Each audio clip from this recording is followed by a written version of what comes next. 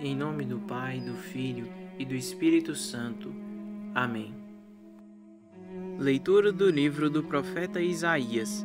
No ano da morte do rei Osias, viu o Senhor sentado num trono de grande altura. O seu manto estendia-se pelo templo. Havia serafins de pé a seu lado, cada um tinha 6 asas. Eles exclamavam uns para os outros: Santo, Santo, Santo é o Senhor dos exércitos, toda a terra está repleta de sua glória. Ao clamor dessas vozes, começaram a tremer as portas em seus gonzos, e o templo encheu-se de fumaça. Disse eu então: Ai de mim, estou perdido, sou apenas um homem de lábios impuros, mas eu vi com meus olhos o Rei, o Senhor dos exércitos. Nisto um dos serafins voou para mim, tendo na mão uma brasa, que retirara do altar com uma tenaz, e tocou minha boca, dizendo: Assim que isto tocou teus lábios, desapareceu tua culpa, e teu pecado está perdoado. Ouvi a voz do Senhor que dizia: Quem enviarei? Quem irá por nós? Eu respondi: Aqui estou, enviai-me. Palavra do Senhor. Graças a Deus. Salmo responsorial 137. Vou cantar-vos ante os anjos, ó Senhor, e ante o vosso templo vou prostrar-me. Vou cantar-vos ante os anjos, ó Senhor, e ante o vosso templo vou prostrar-me. Ó Senhor, de coração eu vos dou graças, porque ouvistes as palavras dos meus lábios. Perante os vossos anjos vou cantar-vos, e ante o vosso templo vou prostrar-me. Vou cantar-vos ante os anjos, ó Senhor, e ante o vosso templo vou prostrar-me. Eu agradeço o vosso amor, vossa verdade, porque fizestes muito mais que prometestes. Naquele dia em que gritei, vós me escutastes, e aumentastes o vigor da minha alma. Vou cantar-vos ante os anjos, ó Senhor, e ante o vosso templo vou prostrar-me. Os reis de toda a terra hão de louvar-vos, quando ouvirem, ó Senhor, vossa promessa. Hão de cantar vossos caminhos, e dirão: como a glória do Senhor é grandiosa. Vou cantar-vos ante os anjos, ó Senhor, e ante o vosso templo vou prostrar-me. Estendereis o vosso braço em meu auxílio, e havereis de me salvar com vossa destra. Contemplai em mim a obra começada, ó Senhor, vossa bondade é para sempre. Eu vos peço, não deixeis inacabada esta obra que fizeram vossas mãos. Vou cantar-vos ante os anjos, ó Senhor, e ante o vosso templo vou prostrar-me. Vou cantar-vos ante os anjos, ó Senhor, e ante o vosso templo vou prostrar-me. Leitura da primeira carta de São Paulo aos Coríntios. Irmãos, o que vos transmiti, em primeiro lugar, foi aquilo que eu mesmo tinha recebido, a saber, que Cristo morreu por nossos pecados, segundo as Escrituras, que foi sepultado, que ao terceiro dia ressuscitou, segundo as Escrituras, e que apareceu a Cefas e depois aos 12. Mais tarde apareceu a mais de 500 irmãos de uma vez. Destes a maioria ainda vive e alguns já morreram. Depois apareceu a Tiago e depois apareceu aos apóstolos todos juntos. Por último apareceu também a mim, como a um abortivo.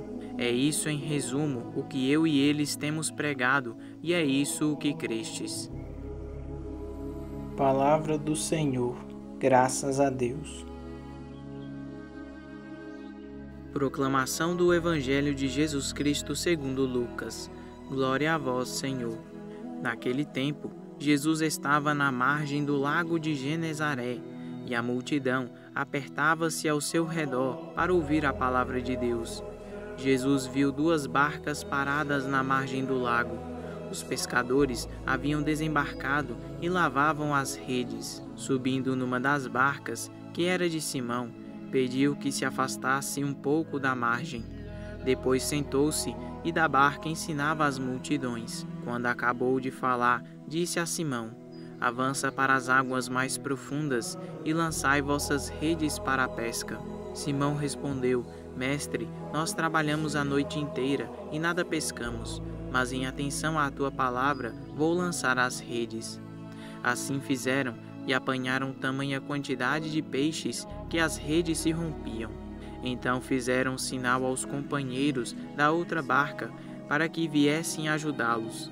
Eles vieram e encheram as duas barcas a ponto de quase afundarem. Ao ver aquilo, Simão Pedro atirou-se aos pés de Jesus, dizendo: Senhor, afasta-te de mim, porque sou um pecador.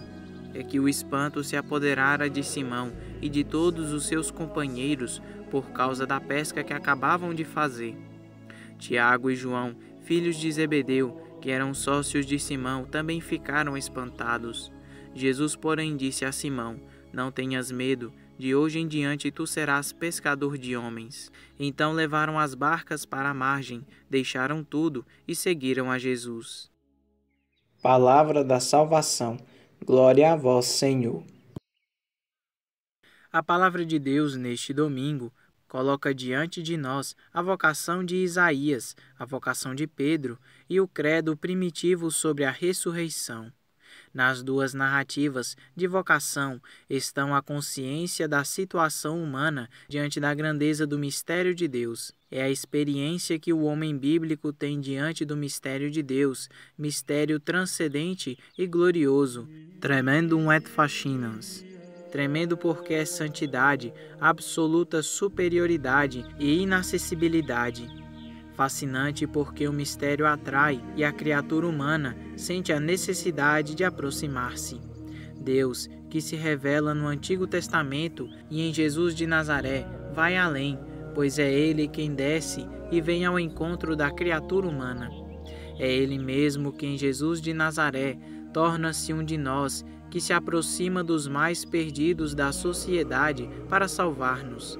Deus rompe a oposição entre sua glória e santidade e o pecado humano, vindo Ele mesmo ao encontro do homem para salvá-lo e libertar. Isaías no templo fez uma profunda experiência da beleza do mistério de Deus.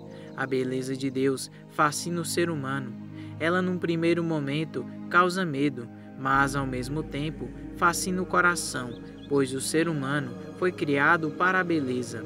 E a beleza de Deus não elimina a feiura da vida humana, mas a salva, pois a acolhe, a encontra lá onde ela está. A beleza de Deus é a beleza do amor, que só pode amar. O amor não pode deixar de amar. Pedro faz a mesma experiência. Já tinha trabalhado a noite inteira, agora há uma palavra nova. Avança para as águas mais profundas e lançai vossas redes para a pesca. Tinham trabalhado a noite inteira e não tinham apanhado nada, mas em atenção à palavra de Jesus, lançaram as redes. Apanharam tamanha quantidade de peixes que as redes se rompiam. Somos sempre convidados a pescar com Jesus, obedecendo à palavra de Jesus. Quando fazemos as coisas humanamente, às vezes nos deparamos com um insucesso, mas quando escutamos a palavra de Jesus e fazemos obedecendo à sua palavra, a pesca será sempre abundante. Assim deve ser na vida da igreja, na caminhada de nossas comunidades e também na nossa vida pessoal. Fazer sempre ouvido e obedecendo à palavra de Jesus, fazer com Jesus o nosso barco. Depois do sucesso da pesca, diante daquilo que o Senhor fizera, Pedro se dá conta de sua realidade de ser um homem pecador. Senhor, afasta-te de mim, porque sou um pecador.